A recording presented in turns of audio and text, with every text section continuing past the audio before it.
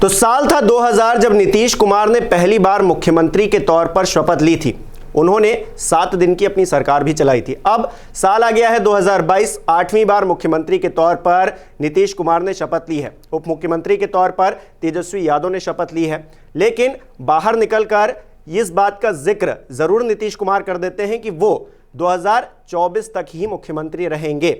लेकिन विधानसभा चुनाव तो 25 में होने हैं, तो 24 का जिक्र क्यों हो रहा है, इस बात को लेकर आज हम चर्चा करने वाले हैं। नमस्कार, मैं हूं हिमांशु मिश्रा, इनसाइड स्टोरी आप देख रहे हैं। वरिष्ठ पत्रकार संजीव त्रिवेदी जी हमारे साथ मौजूद हैं। संजीव जी, 2024 ही टारगेट है, 25 टारगेट नहीं है, 24 टारगेट है।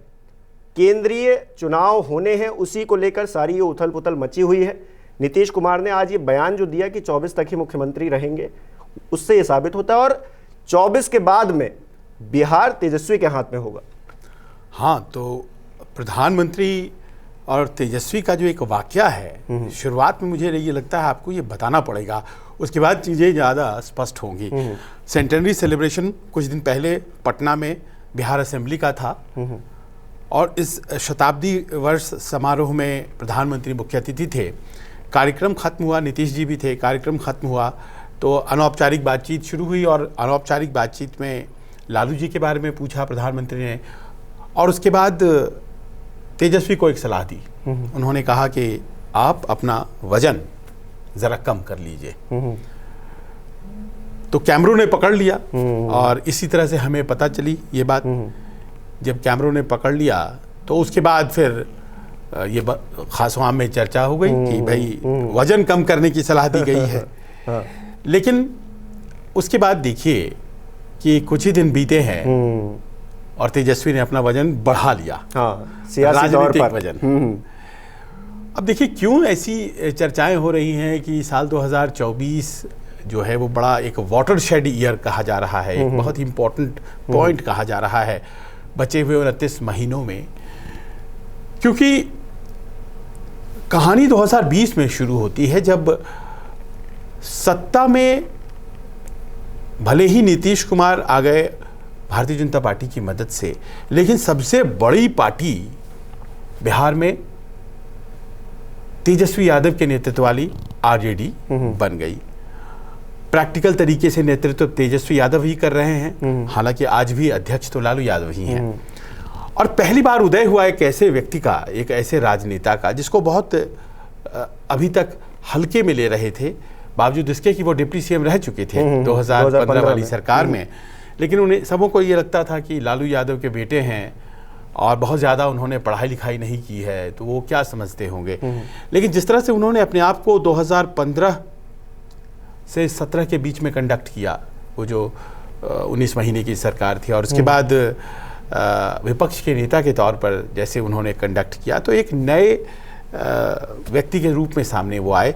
चुनाव जब लड़ा गया तो अपने दम पर उन्होंने चुनाव लड़ा, क्योंकि लालू यादव थे नहीं। और सबसे ज़्यादा सीटें लेकर के आना एक परिपक्वता राजनीतिक तौर पर। पढ़ाई लिखाई बहुत ज़रूरी है, लेकिन हमेशा ज़रूरी नहीं है। बहुत लोग उस तरह से बहुत ज़्यादा ज्ञानी हो जाते हैं। और एक समझदारी का उन्होंने परिचय भी दिया, और जिस तरह से आज की तारीख में उनकी छवि बनकर सामने आई है, तो ये सहसा लोगों को लगने लगा है कि नीतीश कुमार तो बस एक स्टॉप गैप अरेंजमेंट के तौर पर आए हैं, अगले कुछ महीने मुख्यमंत्री रहने वाले हैं। क्योंकि लोग मान के ये चल रहे थे कि जो गुजरात चुनाव अक्टूबर नवंबर में होने वाले हैं, वहां से चुनावों का जो सिलसिला शुरू होगा, वही सिलसिला दरअसल 2024 तक जाएगा। अक्टूबर 2021 से जो शुरू होगा तो वो चुनावी सीजन 2024 तक जाएगा। लेकिन 2024 का सीजन जो है वो तो अब ऐसा लग रहा है कि बिहार में इस अलट पलट से शुरू हो गया है और चर्चाएं अब शुरू हो गई हैं कि 2024 में क्या नीतीश के रूप में विपक्ष को एक चेहरा मिल गया है। लेकिन इन सब के पीछे तेजस्वी की बहुत बड़ी भूमिका है। पहली तो बिहार 40 सीटों वाला राज्य है, और जैसे ही नीतीश नेशनल रोल के लिए आगे बढ़ेंगे, और हिमांशु उनके बारे में ये चर्चाएं शुरू हो गई हैं दिल्ली के राजनीतिक गलियारों में कि यूपीए को जिंदा किया जाएगा और यूपीए कन्वीनर के तौर पर, संयोजक के तौर पर पहले वो पदभार ग्रहण करेंगे बिहार के मुख्यमंत्री की भूमिका के बाद, और उसके बाद वो यूपीए को गोलबंद करेंगे और बड़ा करेंगे यूपीए को, और एक ऐसे चेहरे के तौर पर सामने वो आएंगे जो कि सभी राजनीतिक दलों को स्वीकार हो। लेकिन इसका आधार बिहार है, और बिहार में जब वो नेशनल रोल के लिए आगे आएंगे तो जो व्यक्ति उन्हें रिप्लेस करेंगे उनका नाम तेजस्वी यादव होगा। ये इस बात की घोषणा नहीं हुई है, लेकिन सब अभी से मान रहे हैं, किसी ने बोला नहीं है, और इसी कारण से हम लोग ये कह रहे हैं कि तेजस्वी ने अपना वजन बढ़ा लिया। एक चाचा भतीजे यूपी में और दूसरे चाचा भतीजे जिनका जिक्र अब हो रहा है कि नीतीश कुमार और तेजस्वी जो है साथ आए, और चाचा भतीजे वाला एकदम वहाँ पर बातें होने लगी। तो ऐसे में तेजस्वी यादव के लिए क्या मुश्किलें होने वाली, क्योंकि उनका जो बैकग्राउंड रहा है, जंगल राज, भ्रष्टाचार, तमाम तरह से जो उनके पिताजी तो जेल में हैं, बुजुर्ग हैं, अभी बेल पर है। हाँ, अभी बेल पर है। तो ऐसे में जो ये सारे जो आरोप प्रत्यारोप उनके ऊपर लगते रहे, उनकी राजनीति जब वो फ्रंट पे आएंगे, बिल्कुल मुख्यमंत्री के चेहरे के तौर पर वो सामने आएंगे, तो जनता कैसे एक्सेप्ट करेगी उनको, क्योंकि बीजेपी इन सारे सवालों को उठा के सामने रख देगी, बिल्कुल रखेगी। और सुचिता की जो राजनीति है, अगर उस पर फोकस है तो मुझे लगता है कि देश की जनता के लिए अच्छी बात है। ये IRCTC का एक मामला है जो कि तेजस्वी यादव के ऊपर बनता है, और उस पर सघन जांच भी जारी है। इसके अलावा बहुत सी संपत्ति बहुत कम उम्र में हासिल करने का भी एक आरोप है। तो कैसे वो डील करते हैं इन आरोपों से, मुख्यमंत्री का चेहरा वो बन गए हैं अपनी पार्टी की तरफ से, और शायद मुख्यमंत्री बन भी जाएं, तो एक तो ये प्रश्न है उनके आसपास जो चल रहा है। उनका बैकग्राउंड आपने बताया, वो जंगल राज वाला एक हिसाब किताब है। और देखिए 2015 में जब सरकार बनी थी तो सचमुच उस वक्त भी वो परछाई दिखने लगी थी। लोगों के अंदर ये डर है कि जब भी आरजेडी आती है तो उसके शीट्स पर लालू यादव रहें या तेजस्वी यादव रहें, कहीं ना कहीं ऐसा संस्कार बन चुका है कि वो लोगों में खौफ आ जाता है और आम शहरी या ग्रामीण जीवन में उथल पुथल मचना शुरू हो जाता है। तो ये एक अपॉर्चुनिटी के तौर पर उस नए तेजस्वी के लिए है जिसकी बात हम आज कर रहे हैं, कि जो कमिंग ऑफ एज है, एक नए तेजस्वी सामने आ रहे हैं जिन्होंने अपने दम पर एक अलायंस फोर्ज किया, नीतीश को बहुत आराम से एनडीए गठबंधन से बाहर खींचा और खुद डिप्टी सीएम बनकर के उन्हें सीएम का दर्जा दिया, और इन सब में एक बड़ा झटका भारतीय जनता पार्टी को दे दिया, क्योंकि इतनी बड़ी पार्टी होकर के भी वो आज सरकार में नहीं है, और स्थिति ऐसी हो गई है कि सरकार से बाहर कर दिया गया। भारतीय जनता पार्टी दूसरी जगहों पर दूसरे दलों को सरकार से बाहर कर रही है, बिहार में तेजस्वी यादव ने उन्हें सरकार से बाहर कर दिया है। क्या पूरा माइंड जो है तेजस्वी का माना जाए इसमें? एक क्रिकेटर हैं वो अंडर 15 अंडर 19 नेशनल्स में भी सिलेक्शन हुआ था, हालांकि आगे नहीं बढ़ पाए थे। आईपीएल भी खेला है उन्होंने, हालांकि वहाँ भी बहुत आगे नहीं बढ़ पाए, लेकिन एक निश्चित कैपेबिलिटी एक अच्छे क्रिकेटर की उनमें है। बहुत विलक्षण होते तो शायद इंडिया के लिए खेलते, उतने नहीं थे, पर एक स्पोर्ट्समैन की तरह चीज़ों को लेने का शायद उनके अंदर मादा है।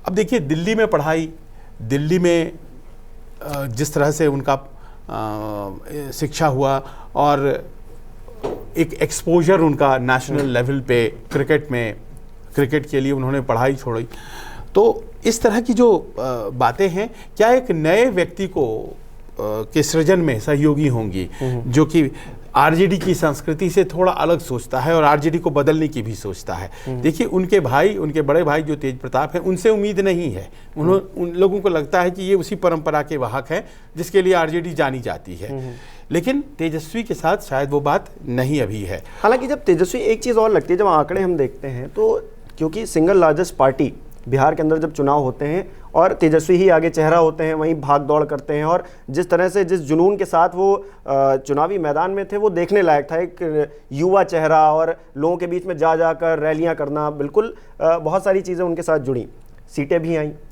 अब नीतीश कुमार भी उनके साथ में आ गए हैं, तो आने वाले समय में थोड़ा आसान हो जाएगा तेजस्वी के लिए चुनाव जीतना, या फिर एक क्योंकि प्रशांत किशोर ने इस बात का जिक्र किया कि नीतीश कुमार के चेहरे पर वोट नहीं मिल रहा है, तो नीतीश कुमार का आना कितने फायदेमंद रहेगा, ये सबसे बड़ा सवाल खड़ा हो रहा है? नहीं नहीं, तेजस्वी का फायदा होने वाला है? ऐसा नहीं कह या फिर सकते। नहीं है? देखिए, वो प्रशांत किशोर का आकलन हो सकता है, पर नीतीश कुमार के चेहरे पर वोट नहीं मिल रहा है ये कहना थोड़ी जल्दीबाजी हो जाएगी, क्योंकि जो नॉन यादव ओबीसीज हैं उनमें जो एक आधार बनाया गया है और एक एक्सपेरिमेंट जो उन्होंने किया है, उस एक्सपेरिमेंट को देखिए भारतीय जनता पार्टी यूपी में यूटिलाइज कर रही है।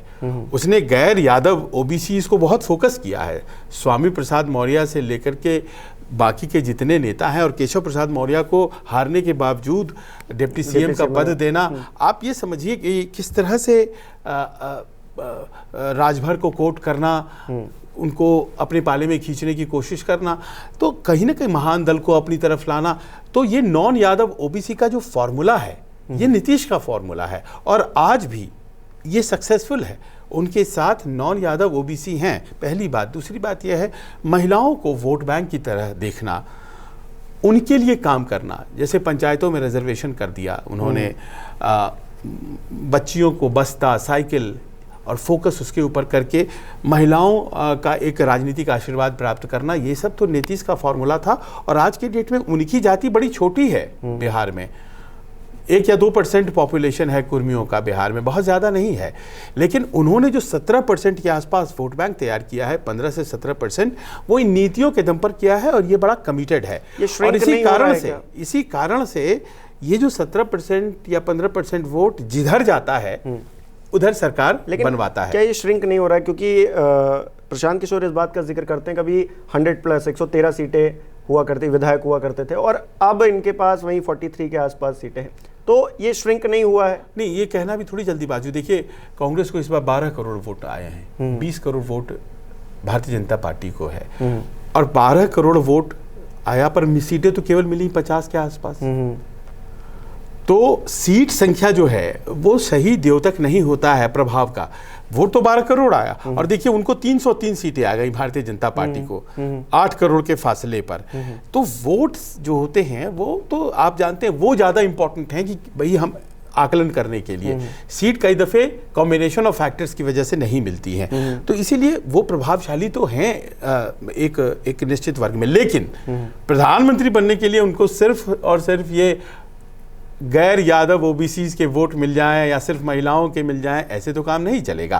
और उसके लिए ज़रूरी है कि बिहार की जो 40 सीटें हैं उस पर प्रभावशाली प्रदर्शन, और फिर वहाँ से फैक्टर तेजस्वी यादव का चला। तो कुल मिलाकर तेजस्वी यादव अब बिहार के अंदर एक चेहरा होने वाले हैं, और नीतीश कुमार अब बिहार से निकलकर केंद्र की राजनीति में एंटर करने वाले हैं। और उसके लिए तेजस्वी यादव इंपॉर्टेंट है। हाँ, अगर नीतीश कुमार को ऊपर आना है तो तेजस्वी यादव को ही वो माहौल तैयार करना होगा। खुद से अगर वो आएंगे तो शायद एक्सेप्टेबिलिटी नहीं होगी। लालू यादव जितना भी फंक्शन कर पाए, तेजस्वी यादव उनकी जगह जो ले रहे हैं उसमें वो किस तरह से नॉर्थ एंड साउथ दोनों जगहों पर नेताओं को कन्विंस करते हैं और एक ब्रॉडर यूपीए बनता है। अभी तो वो कांग्रेस के नेतृत्व में यूपीए है, वो किस तरह से ममता को अप्रोच करता है, एनसीपी को अप्रोच करता है, कन्विंस करता है नीतीश के लिए। क्योंकि देखिए इसमें अपना फायदा भी है तेजस्वी का। जब तक नीतीश जी ऊपर नहीं जाते हैं, कैंडिडेट नहीं बन जाते हैं, तब तक ये बिहार सीएम वाला कुर्सी भी खाली नहीं होता है। तो कुल मिलाकर जो प्रधानमंत्री की रेस होगी, अगर नीतीश कुमार उसमें जाते हैं तो पीछे तेजस्वी को ही रहना है, और वो पूरा जो एक कहते हैं कमान हाथ में रखना है। और तो यानी कि मैन ऑफ द मोमेंट जितने आज की तारीख में नीतीश हैं, शायद उतने ही अब अगले 2 साल तो 2024 तक मैन ऑफ द मोमेंट तेजस्वी भी होंगे। और इसी के साथ उन्होंने वादा भी कर दिया, बहुत सारी नौकरियां भी बिहार में आने वाली हैं। हमारी पहली परीक्षा वही है। हाँ, और उन्होंने बम्पर शब्द का इस्तेमाल किया। बिल्कुल बिल्कुल, मतलब ऐसा राज्य, मतलब पिछड़े राज्यों में आता है और वहाँ के लोग नौकरी पा सके। हमारी शुभकामनाएं हैं, उन्होंने जो कहा है उसके लिए कि वहाँ नौकरियां आए, वहाँ भी बाहर आए, बिहार में भी बाहर आए। और जिस तरह की राजनीति चल रही है उसको लेकर हमारे दर्शक भी बता सकते हैं वो क्या सोचते हैं। बहुत बहुत शुक्रिया संजीव जी, दर्शकों का भी बहुत बहुत शुक्रिया। नमस्कार, मैं हूं मानक गुप्ता। अगर आपको हमारा ये वीडियो पसंद आया हो तो इसे लाइक और शेयर जरूर करें, और हाँ, हमें सब्सक्राइब और फॉलो करना ना भूलें ताकि आप देश और दुनिया की कोई खबर मिस ना करें। तो जुड़े रहिए हमारे साथ और देखते रहिए न्यूज़ 24।